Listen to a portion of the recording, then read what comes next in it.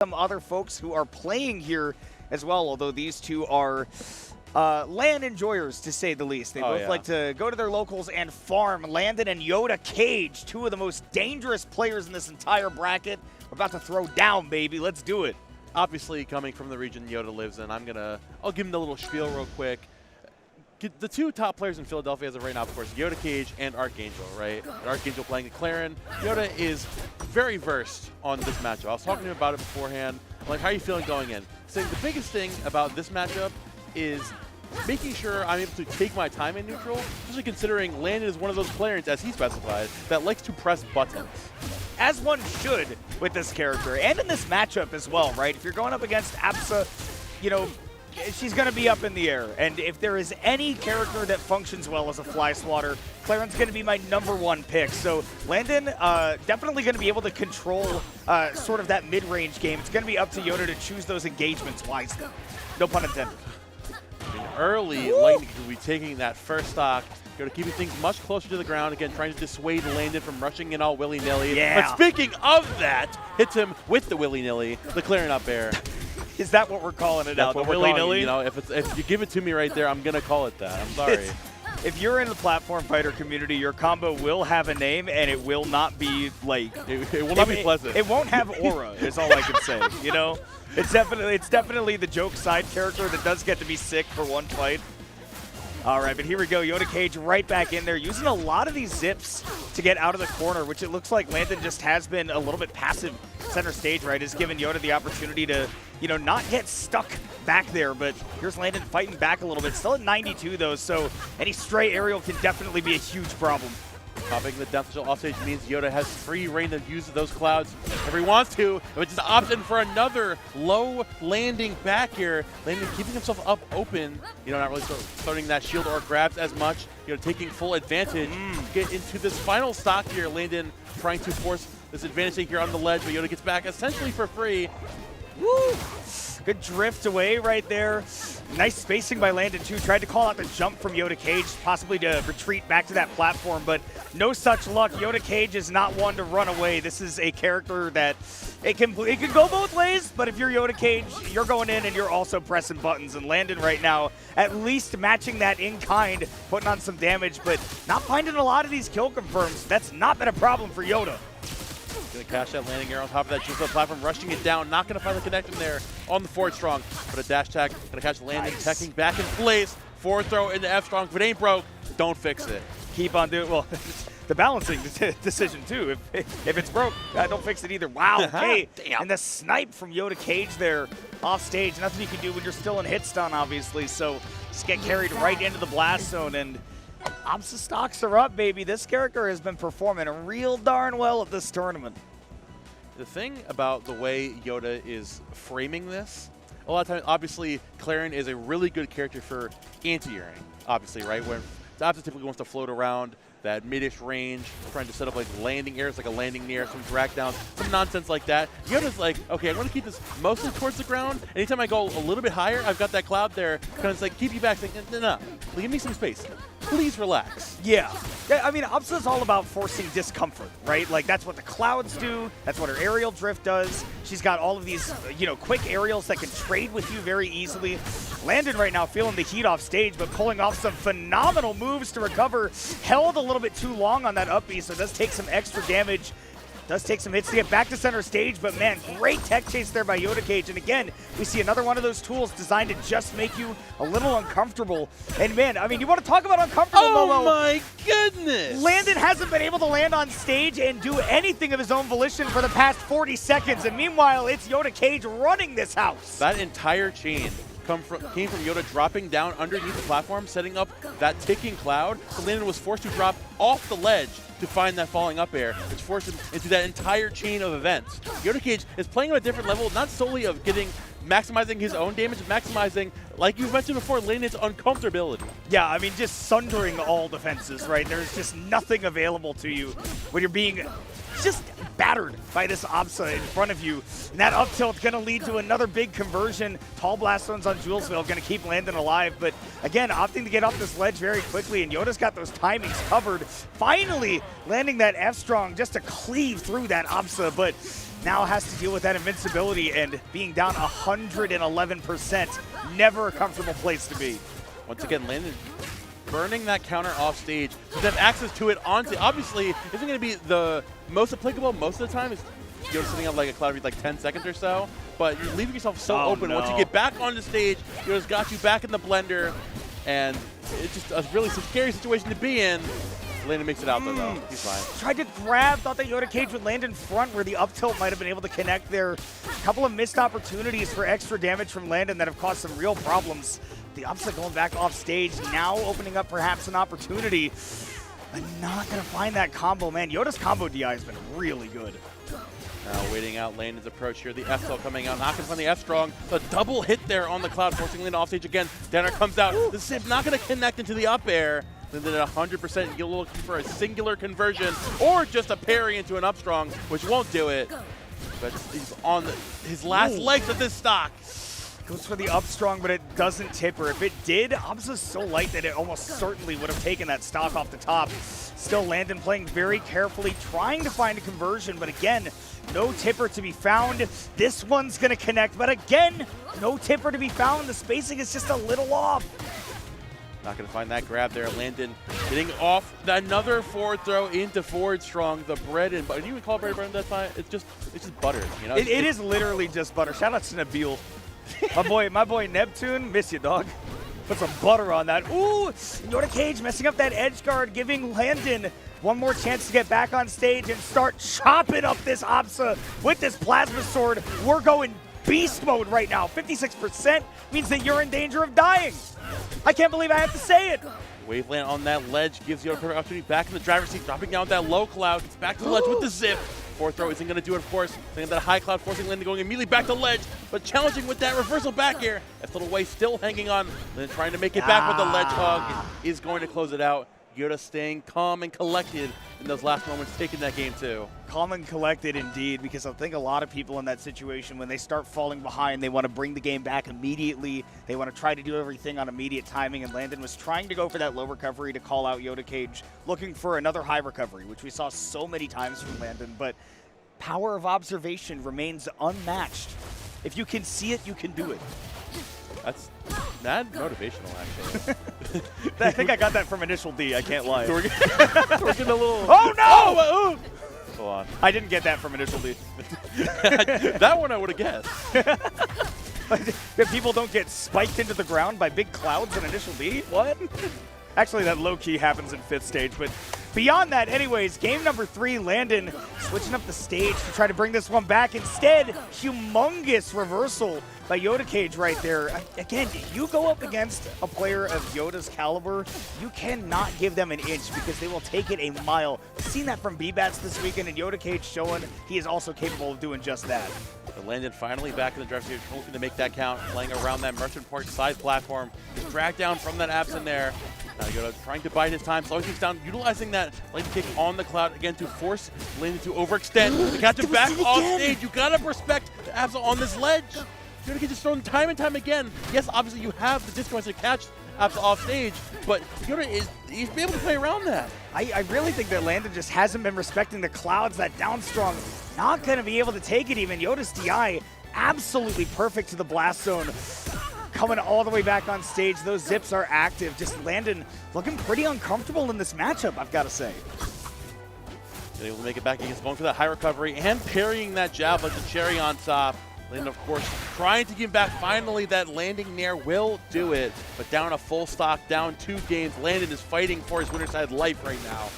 It's all got to come down to adaptation now, because I think that Landon really just needs to get a better idea of, where you are and aren't allowed to engage with Absa. And not only is he, making a couple of punishes that are leaving him pretty open, but also missing a couple of punishes. I mean, when Absa's throwing out that cloud, she can't do anything but control that cloud. And that's an opportunity where, with Clairen's run speed and air speed, you can definitely get in there and start punishing Yoda for a lot of these long distance. Even that right there, right? Cloud's coming up on your shield, parry's an available option. We just haven't seen any counterplay to it yet from Landon. Yoda getting back on from ledge, throwing up that cloud immediately, but Landon going to respect it a little bit that time. Again, learning his lesson, of course. The neutral special, oh my goodness! Hard DI out to avoid a second forward. You're not going to find that sweet spot. Still just barely hanging on towards this ledge. Not going to find the jump away from the corner from Landon. Biding his time, not going to get over aggressive. Not going to find the willy-nilly. Oh, but the... I don't even know what we're going to call that one. The double chop? Double chop, sure. He looked like a Garchomp. Cha-cha. I'll use my worst Dragon Claw. All right, Tech Chase up on the platform. Good drift away there by Landon, but still needs to get those big openings. Yoda Cage, we've noted that DI has been fantastic. Not only just for living, but also for that DI as well, to not take that damage. And meanwhile, Landon is trying to build up that damage. Again, start looking at these 60%. One wayward grab, and this could definitely be his game. I love the side B right there to reversal the situation. Even better tech from Yoda. Coming down, getting a little over-aggressive, rolling to that shield with the back air, gets called out. Friday the back throw into the forward strong. Landon, like you mentioned perfectly, oh my goodness. Did you see Yoda Cage just went, okay. Yeah, yeah. You know, Landon was like laughing, Yoda just went, does not look happy about how that ended. You went short, dude. That's fine. I was gonna say, like you mentioned specifically earlier, Comona, I think the biggest issue Landon had before was not respecting clouds. Towards the end of that game, we saw some more ideas come to life. Specifically when he was on ledge, he utilized that right directly on ledge, utilizing the counter there, so Yoda couldn't drop the clouds right in front of him.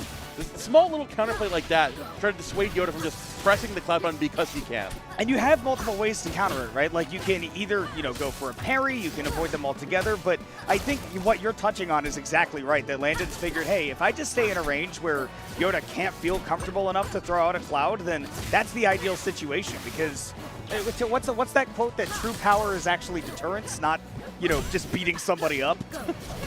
If somebody's too afraid to even pick a fight with you, that's true power. You definitely don't want them feeling comfortable enough throwing out their projectile right in front of your face. Ooh, you dead? Okay, we tried to customize it. Again, another cloud reversal right there off the ledge. Still something Landon's trying to get used to, but combo DI also getting better. This is where things are going to start to be a problem. If that Absa gets above like 110, you're not going to have a lot of conversions available, and that means that the arthritis is going to start kicking in, but not this time. Jab into F-Strong. Haven't seen Yoda Cage be able to get away from those combinations, but Landon on the other side can't get away from Yoda Cage at all. Another line coming out, keeps catching Landon's bluff. He's been sitting on ledge at that same specific range of trying to catch Yoda in that F-Strong range, and Yoda calling it out in a strong way. Now Landon, of course, will be a little bit more aware of how Yoda's dashing back around, going to catch that grab. You scare him into shield, you run up, you up throw, the classic combination. The spacing on these jabs from Yoda Cage is what's really getting me, because if it was F-1 like that, I'd be like, well, yeah, that move's humongous. But the jabs have been so well spaced, and Yoda Cage finding a lot of value out of it. Cloud Detonation not going to find a connection. Landon's got to go the long way to ledge. Finally gets back, got a little bit greedy there, and again, here comes the ledge trap with the cloud opening up so much space for Yoda once again.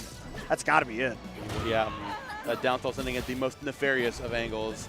Now Yoda Cage up once again. Nice. Oh, yeah, okay. You can't let him get away with that for free. Landon's like, okay, I will shield at the ledge, or I will parry. I'll do something defensive at the ledge. I got you, dog.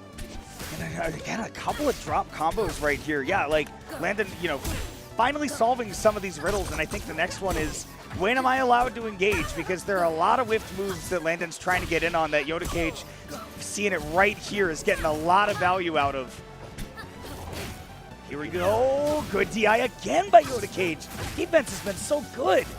And then getting more aggressive here towards the... Oh, wow. My God. That was stinky. Last talk scenario here in Game 4. Landon still fighting tooth and nail to stay in this winner's bracket.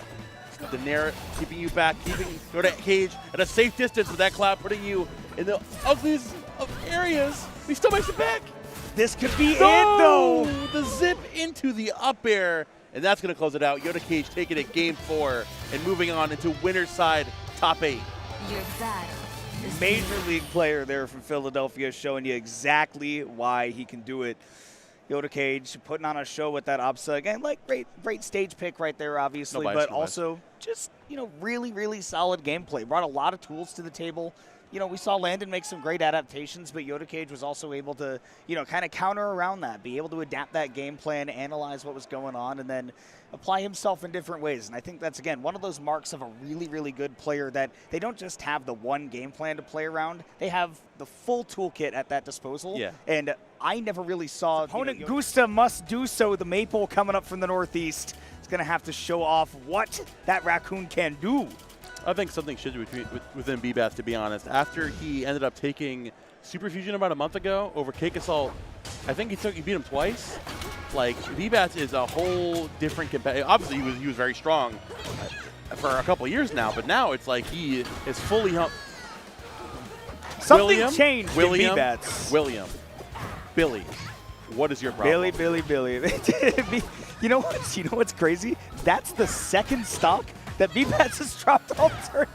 Call me Mandy the way I hate this Billy. I hate this guy. That's the way that happens. Like I said, Bbatts has been so unstoppable so far through pools, but the fact that that's how the first stock outside of pools gets dropped is pretty crazy considering the dominance, but also right back to business, right? Gusta's built up some damage, but this Fox is getting right back in there. That combo game, especially on Hodojo, not to be messed with. You are gone. Especially with that deep recovery. It's the biggest thing about fighting Maypul. Yeah, there's a lot going on off stage when it comes to the recovery, so it's scary, but like in reality, recovery is just not great. So unless you've got the wrap on you, even then, if you're at a low percent, you don't even care. You just got to go out there and challenge Maypul for doing all their nonsense. Maypul's got like really good air drift, but the acceleration actually isn't the best. So if you're able to stop Maypul's momentum after the double jump is gone, there's basically nowhere for her to go. And that's exactly what that game plan off there was for Bbatts. So C126 avoiding the tech chase right there, and that should be the stock. The Maypul not going to be making it up that distance. So one stock gone off of Bbatts, but none taken by Gusta there. Have to see if that Maypul can fight back on a slightly more advantageous stage, because I do think that is one of Fleet's best stages. I mean, instant ban on Fire Capital. Finally, somebody in this tournament says, hey, maybe I shouldn't take the Maypul to Fire Capital. Great idea, Billy. Very good idea. Merchant Port definitely somewhere you can still, like, it's still reminiscent a bit where you got a lot more of that platform space to get around, to also avoid the Fleet onslaught. You know, there's a lot less space off stage. You get bullied by Bbatts off stage. And now when it comes to this corner pressure right now, we're seeing Gusta's getting a little, I guess, kind of testing the waters a bit. No pun intended, I guess. I know that interaction on the platform looks so silly. It's like, oh, Bbatts is stuck on the platform. Gusta, it's time to pressure, and he's just standing there. But he knows that Bbatts is good enough to have shield dropping as part of the game plan. And if you hit that shield, you're going to be in trouble. And he also trusted Bbatts so much that reaction time will be able to, you know, react to a waveland on the platform, not let that grab come through. It's a tough situation to contest, to be honest. Nice. Love that back air right there. Then following up immediately off stage, Gusta, very solid stock. So now looking to accentuate this damage here, this dash attack coming out. Bbatts completely undeterred, you know, playing, again, forcing this game to be played inside the corner. And Gusta trying to bring us back slowly but surely to center stage. No mark to be seen from yet again on this platform. It's dropping down. You see, playing around that shield drop and just dropping through the platform instead. Yeah, fast falling the up air just to make sure that you wouldn't be able to get punished quite as easily. And Maypul, I mean, like, already a pancake by existence, and then turns herself into a crepe after that. But boy, cooking indeed is Bbatts. He says, I will have that. Thank you. Sounds delicious. As we get down here to the final stock of this game, so getting that damage back up. The dash that comes out again. Fair, not going to go for that tether. Only 89%. Fleet's still hanging on for a decent amount of time. Over the jump read with that up air too, after already getting a really solid anti-air. Bbatts taken into that top blast zone. Gusta still looking real solid. Wind shot off stage, disrupting things quite a bit. And once again, you got to contest with some of the best edge guarding in the entire game. And I don't just mean the character, I mean the player too. Putting you back with that F tilt. Bbatts biding his time. Letting that high recovery with the nair. Oh, just dropping out immediately for that grab. The down strong is going to do it. But Gusta caught between a rock and a hard place. Oh my god, that shield is in a scary position. I would be holding that the entire time too, because sometimes I think that Bbatts is psychic. Nice, I love the high recovery right here. And again, we're going to see only a soft nair that Bbatts can connect. And Gusta, that whip dash attack, that could spell the end of this game. Air dodge, leaving him open. I love retreating to the ledge, but can you live that back air? Not to the extent that you can make it back, because Bbatts flying across the stage to knock you off the top. Gusta keeping it real close, but still Bbatts now up 2-0. Yeah, Gusta getting a lot more comfortable with, we're seeing, again, the ideas coming to life. We're seeing a lot of that top player respect that he's employing. It comes like, also, you actually got to start winning, you know? So it's like, well, you can, one, respect your opponent, but also, you got to start enforcing your own kind of pressure. It's like, if you have an idea of what they're going to do in retaliation, you can just play around what they're not going to do. That's definitely been the smart approach here, I think. I mean, given how close that game was, right? I think that, I mean, you're talking about like the respect just for Bbatts, but I think that Bbatts is also starting to really show that respect for Gusta too, where it's not just, I'm going to bomb myself off stage and just go for crazy edge guards. We've seen the adaptation with the recoveries. Again, like Maypul has a lot of those mix-ups, and you have to eliminate some of the tools, but Gusta getting out to a lead and a pretty solidly large one too. Seems like a pretty fitting tournament to throwing out Maypul up such like a DP. Yeah. Just letting it rip on the platform. Continuing this damage up here with the dash attack. So double up tilt. Wait a minute. Empty land up tilt, because I think that Gusta noticed it earlier when we had that platform interaction that Bbatts is waiting for a lot of those empty land grabs, instead going for an empty land hitbox. Still Bbatts getting a pretty nasty stock off stage, but man, I mean, Gusta is moving right now. No, taking that easy space there. Thought about going for the up B. I know you did, but not going for that just yet. Oh. Not against Fleet, you don't. Air dodge is burned. We're going to take a lot of damage for that. Gusta got to find a way back on stage. Again, the high recovery, I feel like, has definitely been the method so far. I love Bbatts playing defense around the wind shot there, too, just not letting there be a chance for it to get parried. Now with that mark, you're going to run it down. You have the F-tilt into the tether nair. Just keeping it simple. Gusta now with that lead here in the final stock. Accentuating his damage as well. Again, just not getting overcomplicated here on the ground. Not overcomplicated, but greedy, trying to go for that pummel for the extra damage, letting Bbatts out scot-free. Sitting on 28% on that last stock, and it's starting to really come down to locking in on that spacing. Those edge guards are not finding purchase with these down airs, so comes down to the actual combo. It's fantastic DI by Gusta to stay alive. Forward air coming back from the ledge there. Gonna catch Bbatts overextending with that late nair on shield. Backer as well. It's up till the catch that spot dodge. Not gonna find the forward air just yet. Great DI from Bbatts to avoid that. But still, Gusta is getting all the extra credit a man could ask for. Just fleeing from every single kill confirmed. You skewed every option. You never see a Maypul live into 170, but it just goes to show that Bbatts has to work hard to get these stocks. When a stray nair is getting it done, you know that Gusta has gotten the most out of that stock. Now sitting at 101, it's going to have to be quite a comeback if you want to keep that 3-0 up. Bbatts now slow things down here towards the end. Definitely going to respect this Maypul last stock scenario. Downer comes out, chasing you down. The slow cancel on the ground. Oh, not here to land on the platform. And Bbatts being really safe with that pressure. Doesn't even want to touch that shield, because you know that Maypul can reversal things off of there quickly. Forward air, and Bbatts goes into the bottom blast zone. Gusta taking a game and saying, you are not that new fighting game. You are vincible. Versus. Yeah. It's, instead of Omni-Man, it's just some things, man. He's definitely immortal. I'll say that much. No, Vincible versus a lot. This is my new comic series. Yo, listen, man, I'll tap in. It's just about my life. We run this to Tempest Peak here in game number 4. Yes. I mean, Bbatts is fully recognizing I am tired of this Maypul having any space to run around, and we're just going to go close quarters. And, like, okay, you've had your time to play the game. I've had enough of you doing your thing.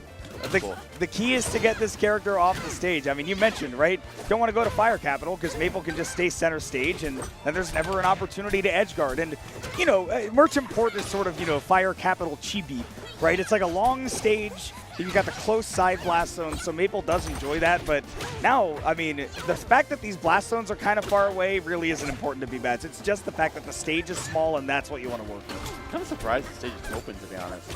But, I mean, at this point, it's like, I feel like, honestly, you can get a lot done with Maypul on the stage, but also it's like you're fighting this guy. He's just going to explode you every time he lands with an air on your shield. And that's just how the way the news goes, unfortunately. This is going to be a lot of damage. Man, these down airs trying to get those early combos started with that stun on the ground.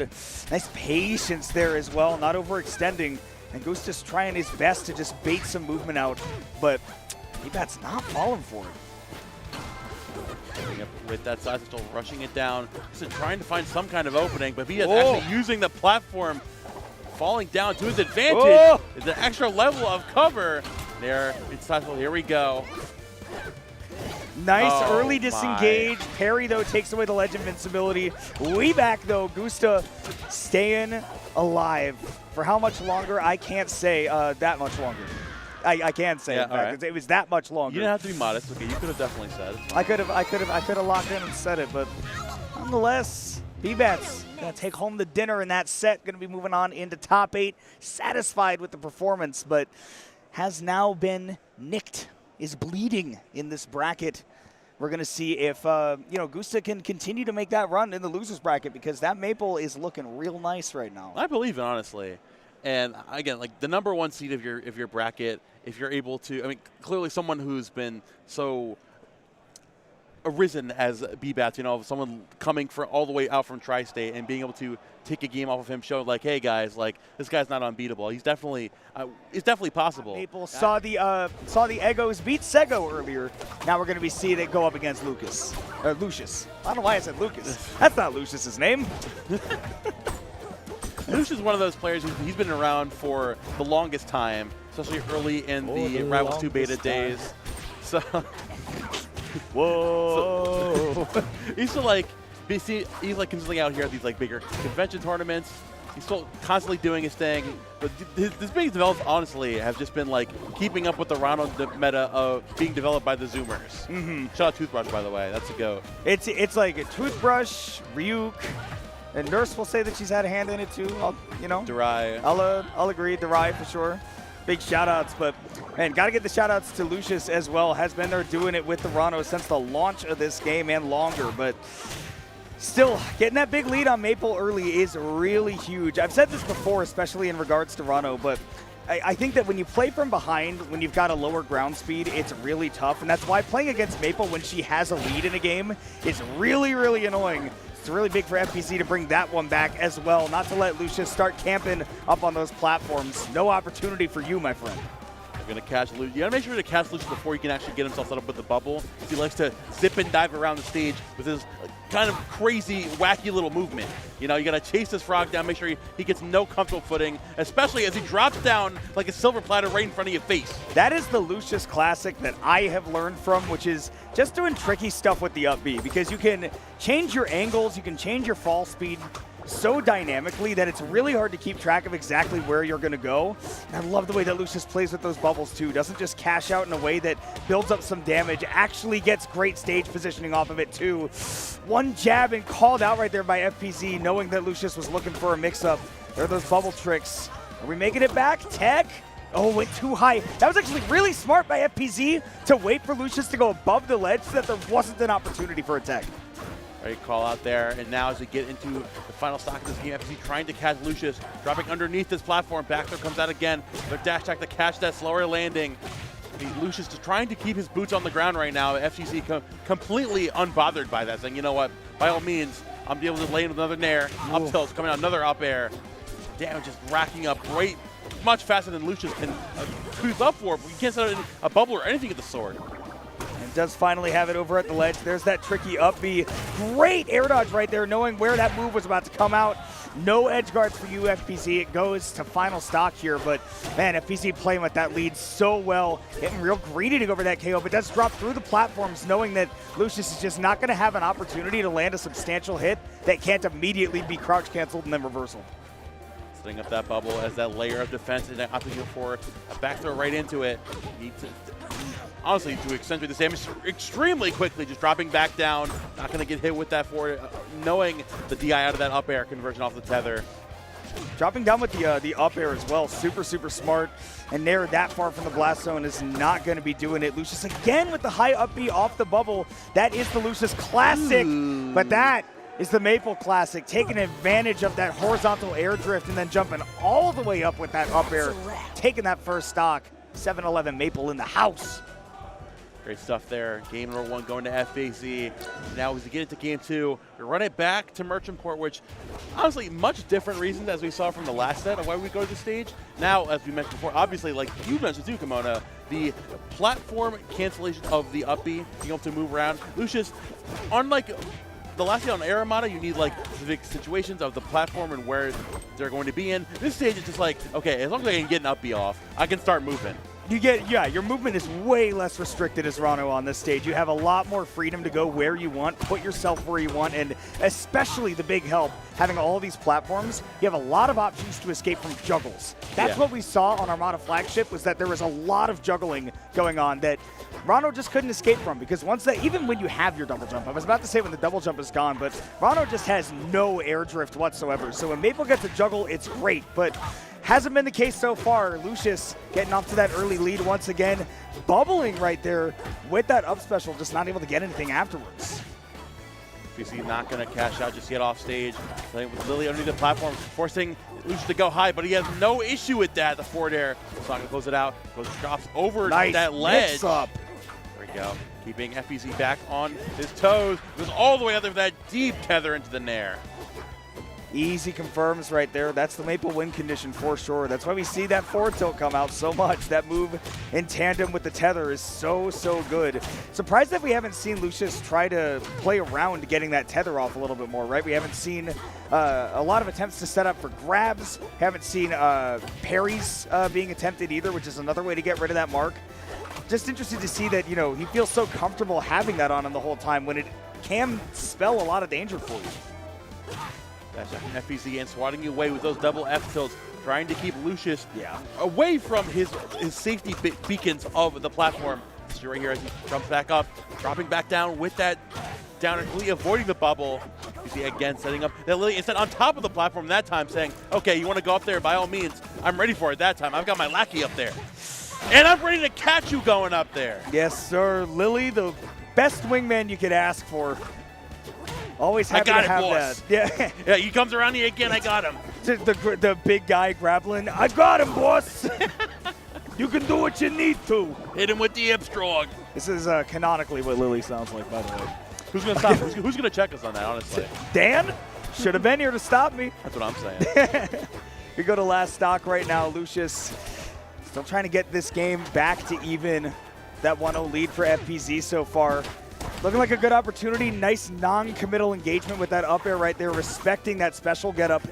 Still an opportunity for Lucius to take the stock, but not committing to anything huge here. I think it's because you don't want to build up too much damage. You have some kill confirms coming up in that range. Here come the juggles, though. 77% immediately. Not the best DI on these combos, and FPZ making Lucius pay. Up strong, not going to be connecting there. Lucius now looking to catch FPZ's landing. Nice, going to catch that jump with the forward air. Finding your time with those needles. Getting back to ledge. Terry coming in clutch into the down strong. And Laggy #2 coming in clutch.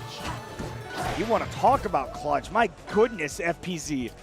Once again, showing off everything that this character can do. And in the final hour where it seemed like Lucius had everything under control, suddenly a combo for like 90% and then chasing that Ranno all the way across the stage. And with those blast zones not being humongous, even from center stage, it's kind of not that far to those side blast zones. And that's one of the big benefits Maypul gets here.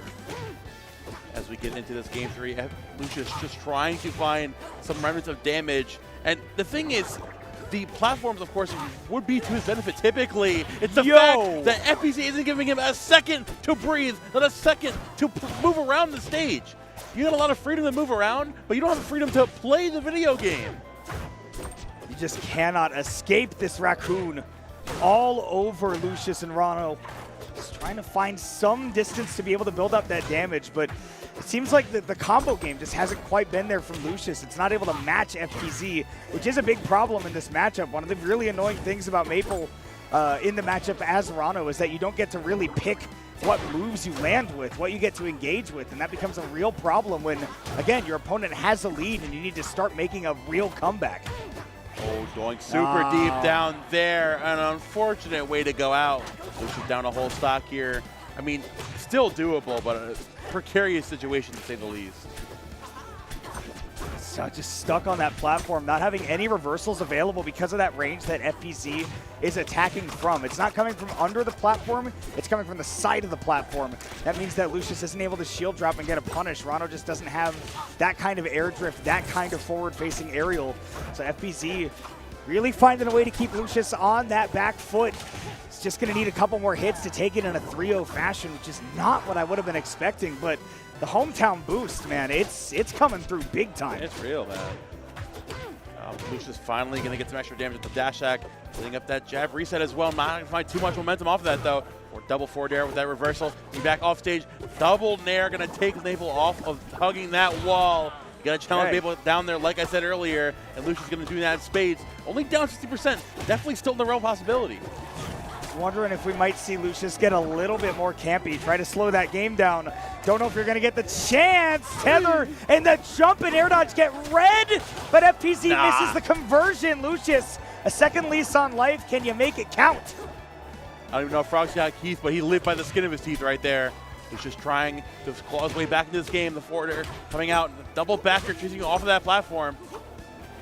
Trying to end, slowing things down like you mentioned before. Those needles not going to overextend. Yeah. They say that special get up getting caught by that down strong. FPZ feeling himself. He punches his ticket into top 8 winner side. 3-0 fashion as well. Super well done. And Chicago, Illinois, they're all there to give him a hug. Even Minnesota. Yo, this region is so polite that there's a line for going to hug him, bro. One at a time. No mobbing. Just, hey, thank you very much. Hey, appreciate it. Hey, man, good win. Yeah. Really, really well done. Great to see FPZ do well in front of the hometown crowd. Lucius, of course, will still have a chance to make it through that loser's bracket. Again, that Ranno is something to be feared for sure. Yeah. Kind of a tough matchup, but FPZ played it so well that honestly, you couldn't even tell, right? That those two were going at it with all they had, but just executed so well. It looked like it was just a top player difference. There'll be something in the water out here now. So, like, it's probably like $1.50. Which is a message for you all listening right now. Aether 2 is currently $15 on Steam. If you have not bought go get it now, though. Buy Aether 2 on Steam. Come support this game. Give it a try. $15, that's just like cooking home one time, and then you're like, you've already made that up. Exactly, yeah. Like next time you're like, I'm going to go out and grab some dinner, you go, no, I'll just do a sandwich, and I'll try out Rivals of Aether 2, and maybe you too could be on the stage playing just like these two, fighting for that final winner side top 8 spot. Vibe coming up from Michigan. Ravenking, of course, representing truly for the hometown native Chicagoan. Going to be bringing that Wrastor up to snuff. Has been looking really solid, but Vibe is going to be a heck of an opponent to go up against. Oh, unfortunately getting called out there. I mean, early on in the set, clearly either Vibe's been keeping a keen eye on how Ravenking's been playing, or he's on the money so far, because Ravenking is a little too comfortable throwing out that up special to get back to ledge immediately when it's very much ledge hog fodder a lot of the time. But Vibe completely no way. That was scarily close. But Ravenking definitely has a mountain to climb right now in this game 1. Nice, not engaging too much. I honestly like that interaction from both players. Vibe was just sitting up on that platform to wait for either Ravenking to hit him or to just time out the slipstream. Slipstream, an easy way to get rid of it is to just kill Wrastor. Yeah. just hit him and then it goes away. Ravenking trying to amp up here, goes to that dash attack, sending Vibe off stage, but Mealy with that reversal on the forward air, constantly keeping a hitbox out, deterring this Wrastor. You know exactly what Wrastor wants to do, especially when the slipstream's out. You have to get a hit eventually to keep the slipstream up. Are you dead? It might be. Oh. Okay, good use of that neutral B recovery. Vibe not in the right spot to punish, and the quickness getting on in there with that up strong up in the air. Ravenking getting one on the board. And listen, Momo, if I know something about Wrastor, said this game is over. If I know one thing, that comeback was impossible. I mean, obviously. Take that pigeon back to New York City.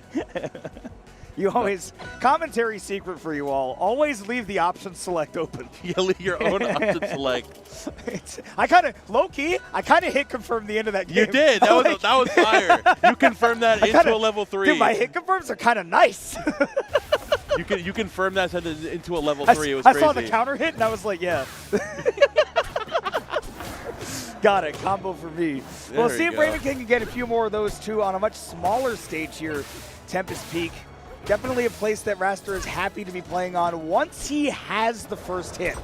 That's going to be the problem, though, because otherwise you're putting up with sort of the same reason that you see Loxodonts just end games in about 1 minute and 20 seconds on small stages, which is, if Vibe gets that first hit, I mean, it can just keep going forever. There's nothing to say about Vibe right now, though. His spacing has been pristine.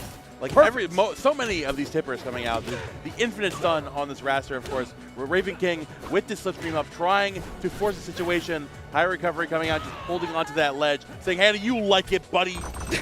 You don't like being off stage, do you? I'll show you what it's like.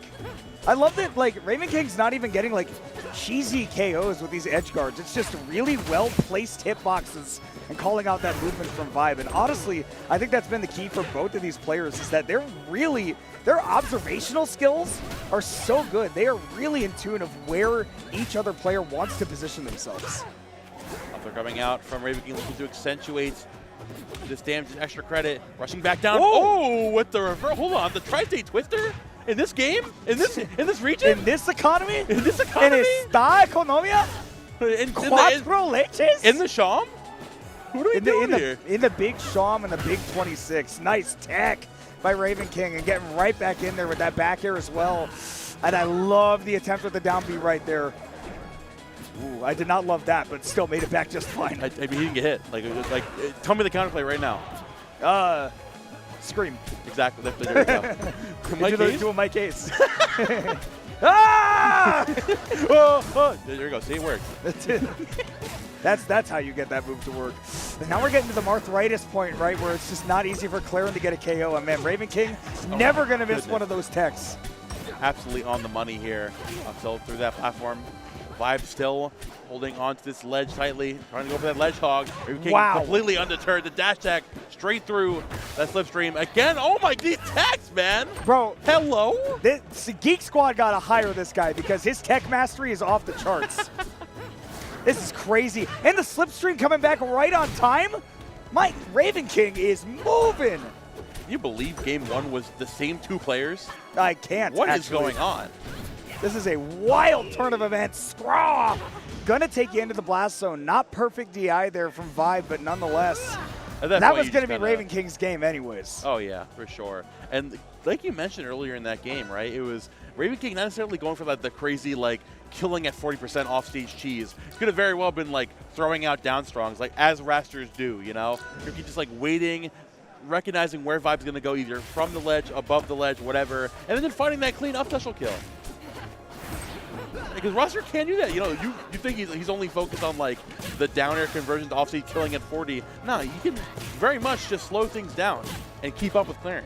And that's one of the things that I think that Ravenking has done really well is that his sense of pace for this game has gotten really good. He's figured out where he isn't allowed to engage against Vibe and where Vibe wants to get things started, which I think has been so important. Like, Ravenking has gotten so many big moments started off of these times where Vibe is just pushing forward a little bit too much to try to make something happen. Even that right there, the slipstream off the ledge, catching Vibe jumping, and for no reason, Ravenking turns it into a stock. That's gross. Speaking of down air conversions, Ravenking going to find that one in a nasty manner. Vibe, of course, not going to take that one lying down.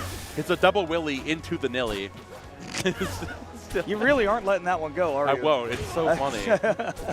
I need to slander Clairen by any means necessary. You don't get it. Including making her combo sound stupid. I need to reduce her aura. I'm the only one who can do this. Only you can prevent Clairen forest fires. Unfortunately, there's no way to do that. Clairen's awesome. Oh, damn. Fair she has aura. I mean, you know, say what you want about how her tippers feel to get hit by, but time-traveling Panther from the future, you got me, bro. She's so sick until you press start and get into the game. It's like, oh, man, where did it go? If you only played Lovers of Aether, you're like, yeah. This is the coolest character ever. Can you keep a secret? The secret is, how do I land against Clairen? You don't. Yeah, there you go. That's the neat part. You don't. We can be these. Oh, my good. We can be in the blast zone. Mark, I made a DI state. You'll live on a stock. A what? What will you have after 504 throw F-Strongs? Oh my God! That's too deep, my friend. Oh, my. Okay. Because I'm in too deep. And I saw the vision, all right? It wasn't a very put-together vision. It was very much just a flash of lights in my head, but it was there. It was just somebody just like taking a flashlight and just going. You see what I'm talking about? No, I don't. It wasn't a vision. It was a flashbang. So I don't think I actually saw anything, sir. It was like deja vu. That's what it was. It's a Men in Black just hitting the. Sir, can you just look right here? I need you to miss this tech 3 times. You're gonna go back home. You're gonna forget that you ever played Wrastor. You're gonna pick up Street Fighter. You have been a Sagat main the whole time. Oh no. The worst fate. I come home and I'm like, damn, I got the ultimate master quick. Anyways, going into game number 4 here. Pulling out Fire Capital to make those conversions a little bit tougher for Vibe. Talked about it earlier, arthritis, a very real problem for Clairen. She will have trouble getting those stocks if you're able to live past that 120, 130 range unless she gets a random tipper. But that 94 post hit, yucky. Man, oh, here we go again. There we go. So you give Vibe an inch, he's going to take a minor. You give this mouse a cookie, you give Clairen a 4th throw, and she is going to end your bloodline. Woo, that was scary. The scariness is not over yet. Quick little snipe right there with the neutral B, and Ravenking 2nd stock is done in a matter of a minute. They've never seen stocks taken this quickly on Fire Capital, much less as a Clairen. I mean, Vibe is absolutely not playing around, saying, I will make it the top 8 winner side, whether you like it or not. Enough playing around. Not even a tech available right there, and Ravenking really trying to bring this one back quick. I mean, we saw, this is not impossible. That game on Tempest Peak, remember, was a 3 stock. It was dominant. Ravenking could turn this around for sure. Doable. Not anymore. We got the funny number. I think it might be over. You're fine. Good. Did DI that 4th throw well. Vibe with the reversal back into the corner. Great tipper right there on that F-tilt. Ravenking getting caught before that wall tech was available. Once again, gonna have to try to maneuver around that sword in the most inopportune of places. So let's wait a minute. Not gonna find that downer. They're throwing those back airs. All of the hitboxes you have, if you have a button, you might as well click it. Forward coming out again. Vibe 1 good conversions at the ledge for taking this whole set. Punch a ticket into winner's side, top 8, place of dreams. Trying to defend, or beat the defending hometown hero even in Ravenking, but can't forget that hometown power boost is real. Great tech on that F-Strong, sitting at 144. This is now into stray hits only territory for Vibe, but a stray hit is all he needs. Back air to send that bird tumbling into the blast zone, and Michigan has punched a ticket in the winner's side, top 8. One more Clairen for your troubles. Thank you very much. Vibe somehow not looking happy. I'd be thrilled. Top 8 combo breaker. You could have your name up on a banner, baby. Oh, yeah, dude. I mean, Vibe closing that out. I mean, literally, we think about Clairen as a character and just like the most Clairen players just like throwing out their hitboxes and just like covering space in general. Vibe, the spacing pristine. Beautiful. Pristine. It's crazy. It's beautiful stuff. I mean, yeah, Vibe definitely showing a I think about like a Gengar as another player that I would comp to Vibe in terms of like play style, where it's not. I'm going to be on some kind of setup, something silly. But speaking of something silly, we've got this matchup first. Obviously, we saw Landon on stream earlier versus SolarBeam making it out of New Jersey. Actually, currently living in New York City. I lied, sorry. With repping the Dawn outfit. It's as obviously coming out of Tri-City, we got a lot of Clarence out there, right? Shout out to like Edith, we got Nard, whatever. Especially at Fusion, which is SolarBeam is a regular. This guy plays this matchup all the time. And one of those matchups where, crazily enough, Clairen is forced to actually think about some of the hitboxes he's throwing out neutral. Because Loxodont actually has the range to challenge Clairen's hitboxes. If I didn't know any better, it sounds like you have some thoughts about Clairen. But nonetheless, Landon showing off why, indeed, you might have some thoughts. Because you, Momo, are a Loxodont player. You've probably been hit by that before. If I speak, big trouble. No politic here. Let's address the elephant in the room. Actually, it's more like an elephant on the ledge right now. Address the Dawn. Oh, the back air. I'm literally here. That was closer to Winston than Loxodont, actually. Hi there. This will protect us. he can put up a bubble. This is my up strong. There we go. Tom bring off of that down tilt.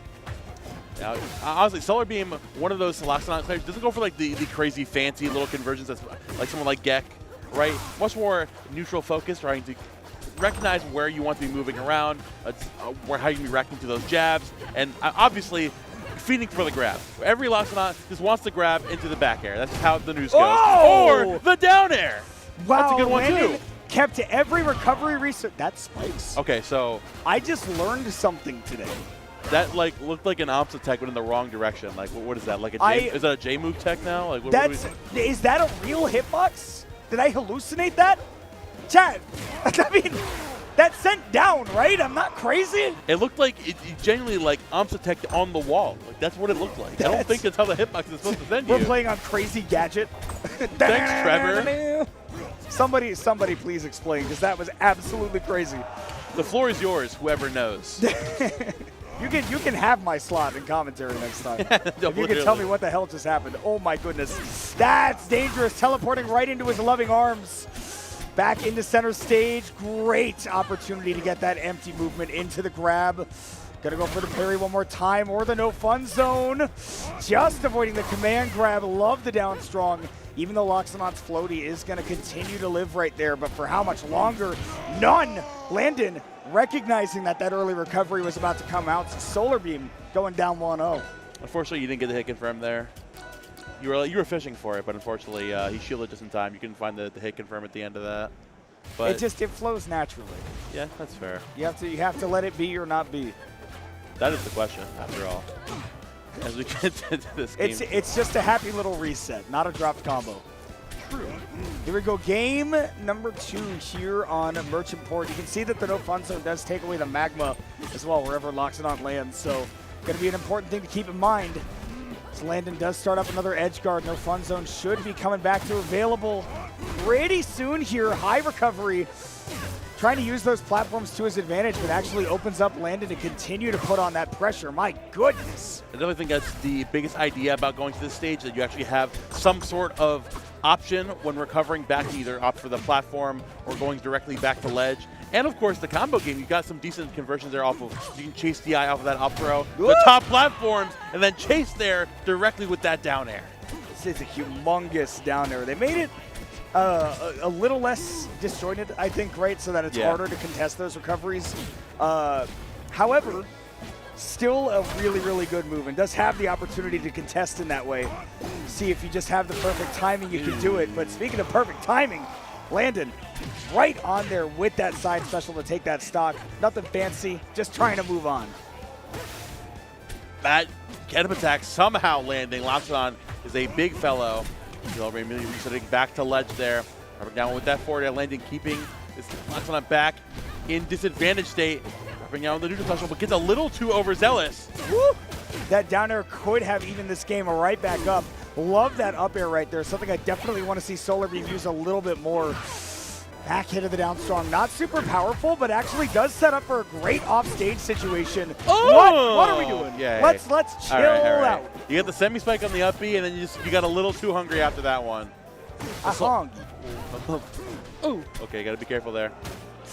Too much dip on your chip with that movement. Let SolarBeam get away from what assuredly could have been a grab.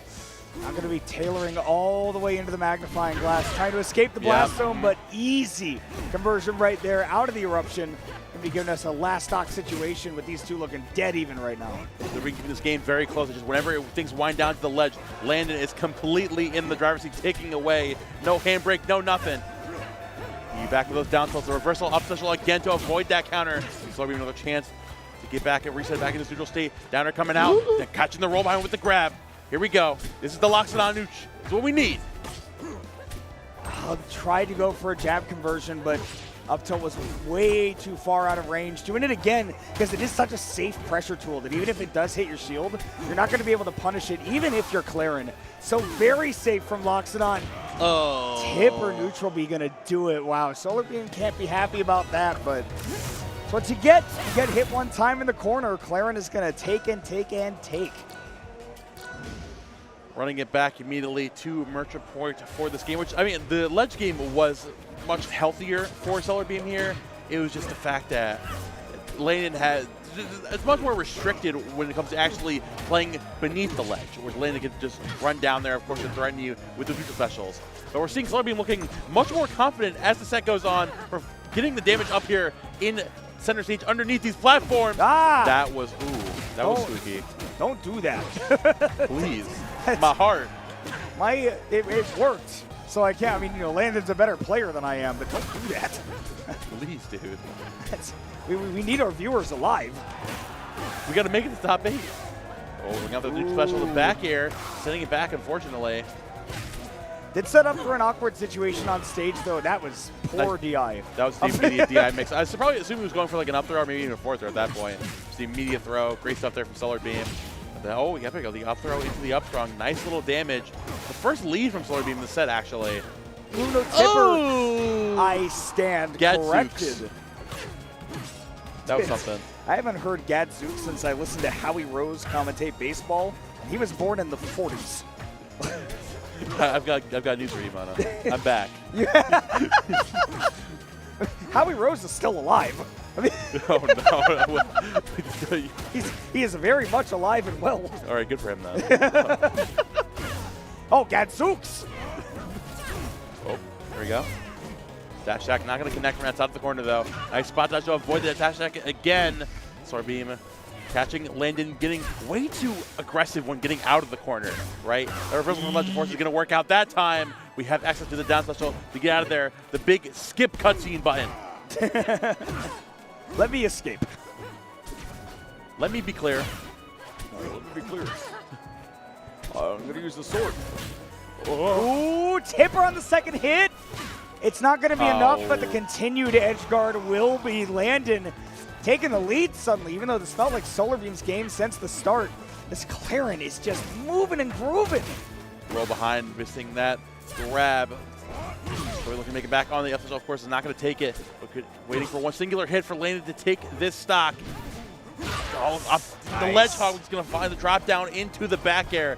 That's not scenario here once again. SolarBeam trying to get his name on the board, fiending for his tournament life right now.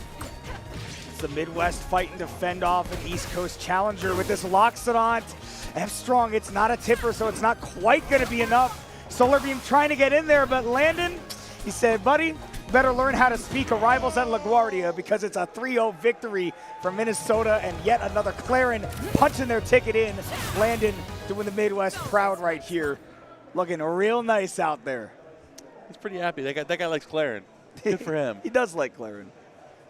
Clairen got her aura back. All right, congrats, Landon. You did it. I'm bringing aura back. I'm bringing it back right now. That's why I'm wearing red glasses indoors. I was going to say, you got that on right now. Like I'm like Sea Viper or something.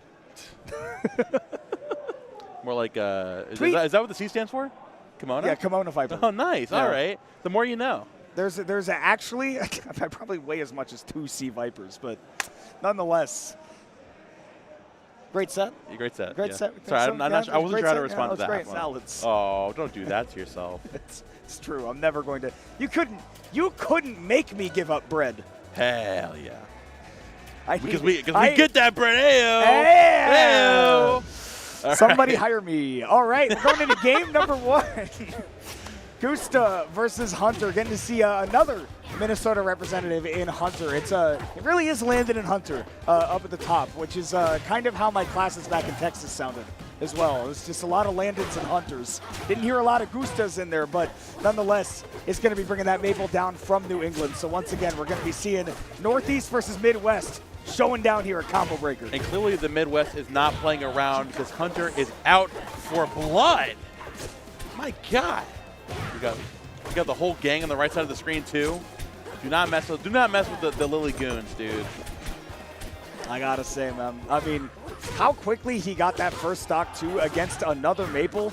Gusta's trying to be the Hunter, but his ass is gone. Dude, I've heard enough people say, "Oh, my character's Ditto is 9-1 in this game," or like, I think the Ditto is just terrible matches all around. I used to say back in Smash 4 that Fox versus Luigi was an 80-80 matchup because they would just destroy each other that badly. Sometimes the mirror matches do feel that way. Nice anti-air right there with the F-tilt. Hunter with that blue Maypul skin really putting in some work getting back here, not leaving any kill confirms available for Gusta. But remember, this is a guy that took a game off of Bbatts and just needed a little bit of that set to start rolling and making those adaptations. Already starting to look that way here in this game one as that first stock is taken. You can see that spacing looking nice as well. Ooh. Now Strunk was not going to take it. Now Lily set up there at the ledge trying to catch Gusta, getting over aggressive. Back down with that satchel. Going deep with the back air. Great tech from Gusta. The up tilt. Oh, and great hard DI in to avoid death from that forward air. Gusta, you know the Maypul counterplay, you know the character like the back of your hand. It's just hanging on. You're taking that up air at 150%. Is much easier said than done. You take that critical hit effect off. I'm going to stop being Minnesota's friend if I have to keep seeing that. We got to stop clowning around. I've seen enough. It's like I don't even have an aversion. I quite like clowns, actually.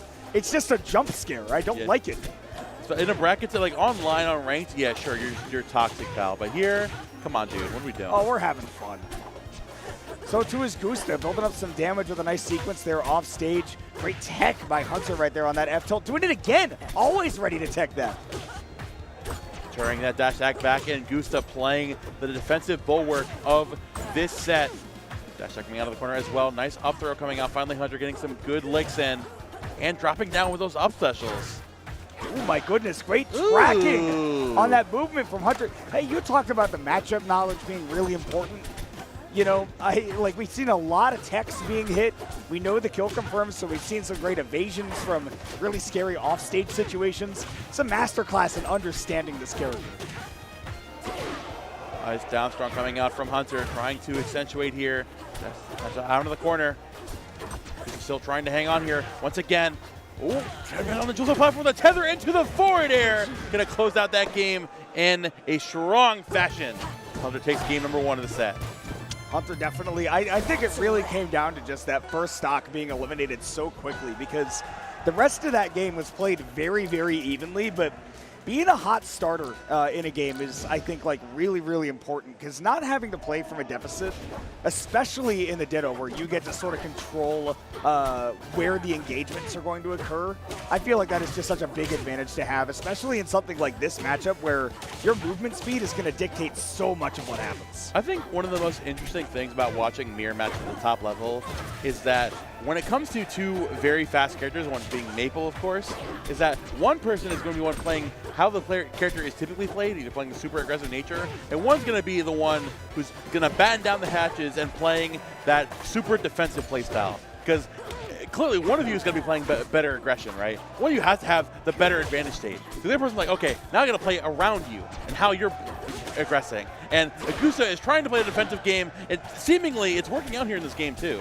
Yeah, having a lot more space to operate with on Merchant Port is definitely helping that out. And was the one to get that first engagement win, right? So you can force Hunter to come right on at you. I love that recovery pattern right there, though. Not leaving himself vulnerable, and Hunter is even going to turn that into a stock.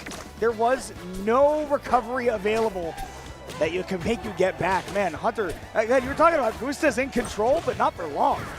Absolutely not. And now the up throw coming out, Hunter continuing to accentuate his advantage state, dash attack coming out, even despite those techs, they're completely unmoved. Throw behind, still not going to find any punish. Gusta is trying to take stock at any means, but again, deleting that stock before 90%. Hunter is a thief in the night. Man, getting up to a 3-stock to 1 lead, and I almost don't even know how it happened. It went so quickly. This game started even, yet nonetheless, get to see Hunter play with a full stock lead now as Gusta finally chomps into that first one, but only after like 170%. Here comes out Hunter trying to hold on to this lead. Relax. Here. We're getting a little belligerent right now. Spot dodge. It's where you dodge in one spot. 1, 2. Oh, okay, there's the double dunk right there. Shot Ismian Games. Going to that up air once again, setting up Terry from the ledge. Hunter giving himself some sort of reprieve. But Gusta has no interest in entertaining that whatsoever. So comes out again, dash attack. Trying to continue this conversion. Couple of bad dash attacks here, though. Gonna let Gusta back into this one. Up special, but it's only the late sour hit. So it's not going to be enough to take that stock. I love that get-up attack. Not an option we've seen yet. Great chase on the roll. Again, the get-up attack. And it nearly sets up for the game, but great patience there from Gusta. And we go to last stock again. So now 80% though. Gusta trying to hold on somehow, some way for onto that platform with that mark as well. Great parry. Here we go. This is how things start. Throw on the platform again, falling down with that up air. Arcing back through, looking to avoid any shield drop reversals. Not going to find any grab there either. Hunter trying to find that one strong hit to give them back in the driver's seat. The down strong is not going to do it though. Ooh, dangerous grabbing of the ledge right there. Hunter able to escape after that down B, side B combination. I was going to say the up tilt is the scary move to look out for. Are we going out the top? Hunter with a big escape, but you might only be finding top blast zone if you're not careful. It's dead even here in the final throws of game number 2 with Gusta looking to turn things around, but Hunter with a big clutch. Get that forward there to go up 2-0, but my goodness, it almost fell out of his hands. Hunter taking that game by the skin of his teeth. Running out there and immediately proccing that forward air. But man, Gusta making sure Hunter stays on his toes. Oh, we're going to Fire Cap. We got 2 Maples in Fire Capital. You got anywhere to be? Let's have an 8-minute match, shall we? I'm comfortable right now. You know, I'm here all day. We're completely fine. We got some, by the way, if y'all want to, pick up some Combo Breaker merch. ComboBreaker.shop. Yeah, check it out. Also, check out the Yeti, helping us out as well. Can we throw through all of the sponsors during this game? Shout out Sour Patch Kids. Yeah, Sour Patch Kids, Red Bull. Okazemi Coffee, which is actually fire, by the way. I said as a joke, but Okazemi Coffee, please check them out. Absolutely do. No, they're, obviously part of the fighting game community as well, but, jokes aside, with the sponsors, obviously. I mean, we do still have a match. Even if it'll take a while, we have a match in front of us. And honestly, Hunter biting through it pretty quickly. This is going to be the big thing, though, is can either of these players pick up an edge guard? Maypul's not super predisposed to edge guarding herself, so the likelihood of those early stocks is honestly kind of low. Up there comes there. Gusta not going to find the forward air, though, again, because Hunter knows exactly what area you're looking for out there. Danner going to find that conversion, too. Dash back in the corner. Hunter, no tether, no batteries required. Dash attack into forward air like it's nobody's business. I tell you, by the way, so, and, in all those ads for, like, toys back in the day, you get, like, your Hot Wheels or whatever, and it would be, like, batteries not included at the end. And I kept hearing that on every ad as, like, a, 5-year-old kid, whatever. And I was like, damn, they got batteries not included in everything. And so for Christmas, I asked for batteries not included. I was like, can I get that? My parents were like, what do you mean? And I was like, it's on all these products. It's got to be something cool. I want to have a batteries not included. And they were like, my kid's dumb. And now my kid's a commentator. And now I know how to talk about a video game about animals hitting each other with items. Oh my god! Oh my goodness, Hunter is the one doing the hitting with items. Big stocks being taken.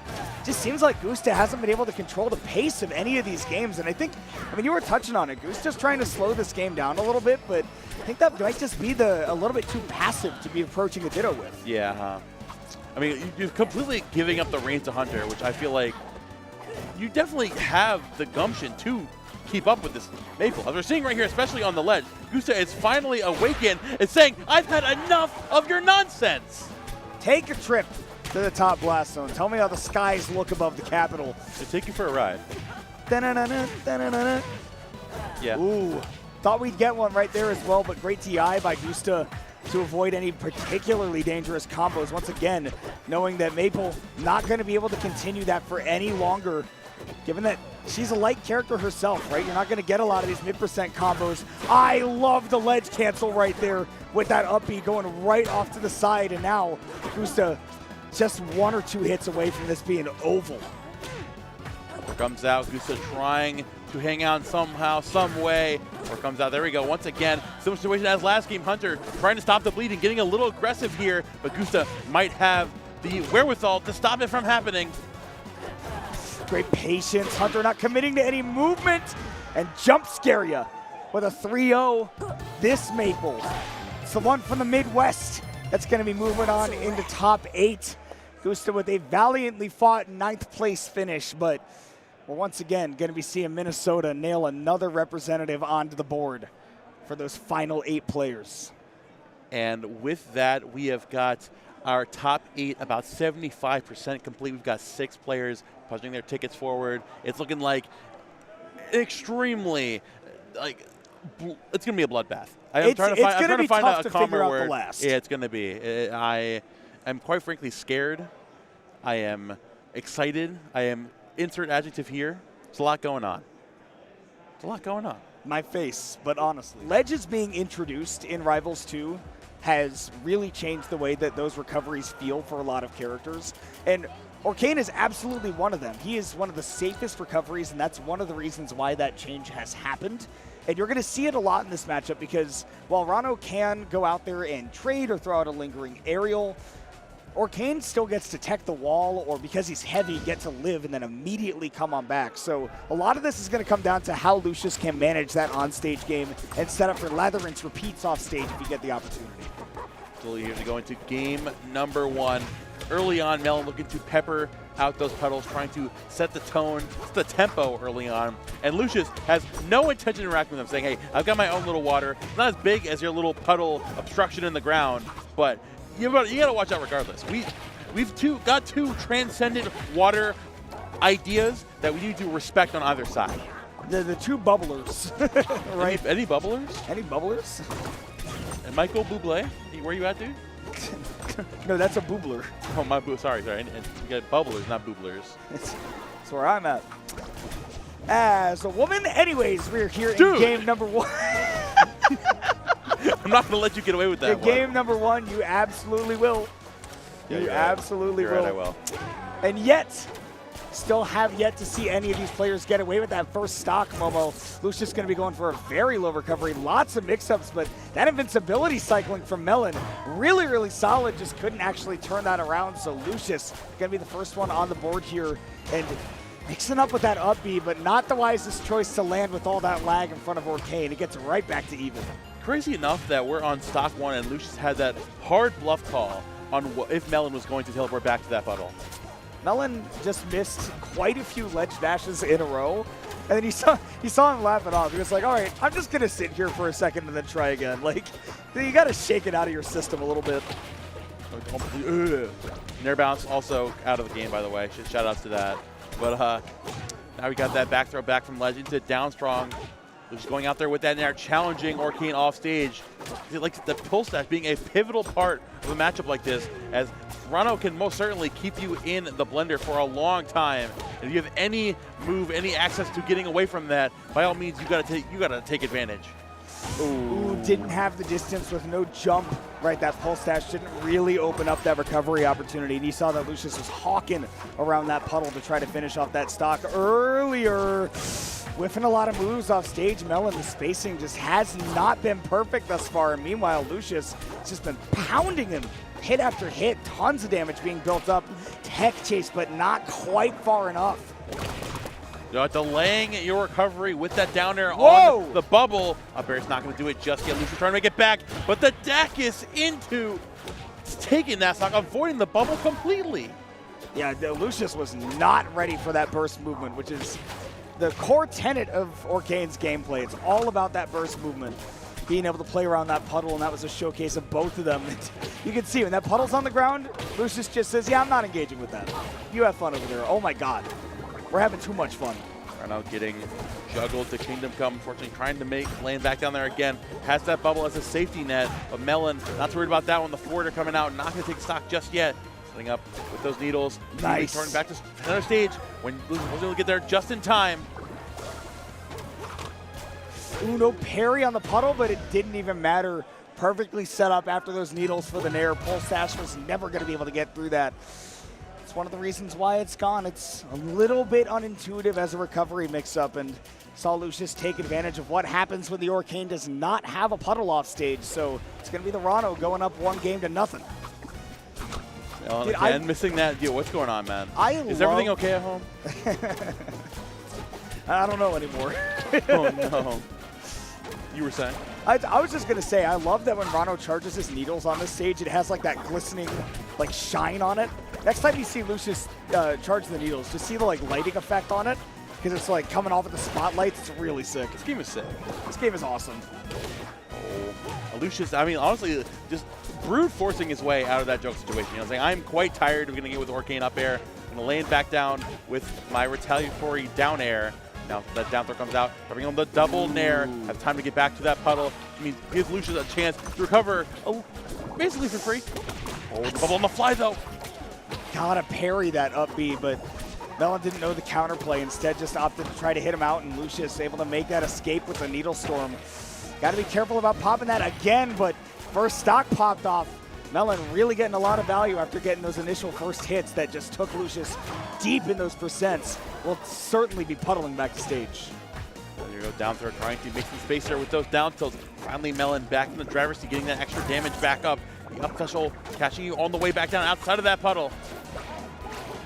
Okay, nice movement. Tried to get the Orcane set up in the bubble, but instead perfectly set up for that up air. So Lucius never going to be letting this Orcane get far away with that lead. High off of that flat, not going to find the up B cancel. Both the players kind of missing their pivotal move and extensions, and it's coming back to bite them. They say that though, order into backer, not going to find the sweet spot. Lucius Jenkins lucky start to that one because you could have just straight up exploded off of that. You could straight up explode off of some of these tech chases if you're not careful. Good DI to just go way off stage by Melon, not giving Lucius even a chance to get it set up. The puddles are right back to activated, exactly where Orcane wants to be. All it just takes is, honestly, at this point, stray aerials can do it too. Lucius missing the wall jump right there, so fortunate way to end that stock, but Melon quite well earning this full stock lead that he's got. A little bit of spaghetti here in this set, and that's completely fine. The down throw comes out, Lucius going to catch the roll back in with the down strong. We're going to catch Melon getting over aggressive, playing around that puddle. Back down, dropping under the ledge. The down tilt, sitting completely on top of the puddle, not worried whatsoever. Waiting for Melon to overextend. You back away. The shield push on the down tilt, going to find you with that forward air. Lucius, we're finally seeing the confidence coming out and recognizing where Melon is comfortable and where he is not. Yeah, and not comfortable with the Ranno in his space. We see these pressure strings from Lucius really giving Melon some fits, especially coming off of that platform. Saw some shield drop pressure on a reversal that looked really, really powerful. Lucius, again, missing a lot of that movement so far. Melon just hasn't been able to make him pay super hard for it, and that could be what brings this one back for Lucius right here. Orca hops are going right back to that ledge. At 103, gotta be careful of that back air, which does attempt to come out. Man, these missed recoveries, these missed wavelands, these are gonna start costing Lucius sooner rather than later. Trying to make some space there with those jabs. Again, Melon's gonna back up, not give this round the time of day. Drops that down tilt, jab again, down throw comes out. Waiting for the forward air afterwards, but great DI in from Melon, still hanging on. I love the up tilt because it sets up for the offstage situation too. Not able to find anything. 3 bubble stacks. Do we have a KO? No, Melon knows to just drift way away from it. He confirms.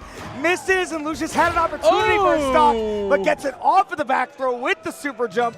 Down and up. We're playing Marvel and going up 2-0, baby. Gotta get with the Hagar, bro. That was crazy. Yeah.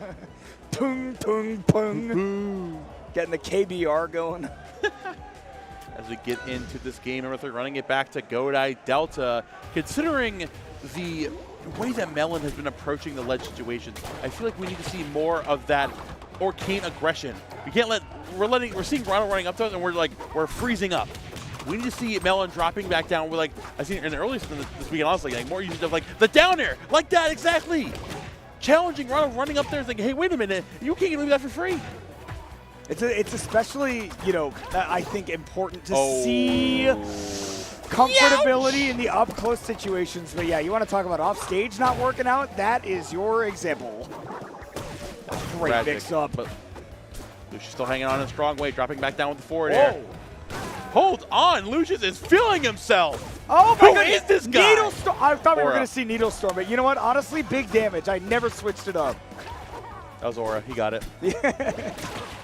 Maybe he thought he had his double jump for some reason, thought he could jump and make it back. Like, nah. Okay, no parry right there. I think Lucius was just going to try to react, but how's that Aura working out now? Melon bringing this one back quite a bit closer. I don't know if it's going to happen, though. Lucius has got the momentum of a lifetime right now. Oh, no. All right. Hey, you guys got any good recoveries? We got hype moments in Aura. Goodness gracious. The whole handing you a... It's the burrito, except it just says 4%. Oh, my goodness. No, I mean, at 132, though, Melon hanging on for dear life on the second stock. We can hang on to this lead. She'll get up coming in spades as well. There we go, getting some extra damage that we desperately needed to hang on to this lead before he slips away from Lucius. Hey, and 67% means that some kill confirms are going to be available soon. Going into last stock, Lucius with a couple of SDs has given Melon a real serious fighting chance in this game. Despite how much it looks like Lucius has been in control in this game number 3. Again, a missed ledge dash from Melon too, by the way. It just seems like Lucius is way more comfortable right now. Yeah. Oh, gonna find the tongue there. Here's the day when you're right on the ground, you're fighting some damage. Double forward air comes out. Lucius one good forward air conversion away from taking this whole set, moving in the top 8. The full stack of needles coming out there. All the extra damage. Here's the backer. Melon still hanging on in this game. Look at the forward air. Whoa, mama. Like, I feel like, oh my God, I feel like Johnny Bravo right now. Whoa there. Whoa there, mama. Here comes the forward air. Oh, it's a sour spot. It won't happen to me. Oh, pretty girl. Be careful for this jab. Oh my goodness, escapes from Melon again, but Lucius, the 3-0 off of that down tilt forward air. Keep it simple, keep it clean, breathe a sigh of relief. You earned it, King. One more slot locked in for that top 8, and we're going to be seeing that frog putting in some work because Lucius will be right back up there for the main stage. Tell him how you feel, Lucius. Tell him how you feel. One of the tri-state goats still got it. Unk still got it. I believed in him the whole time. I did too. I mean, Lucius, again, been playing for a long time, and there are some things that reaction time can't buy you, and that's experience.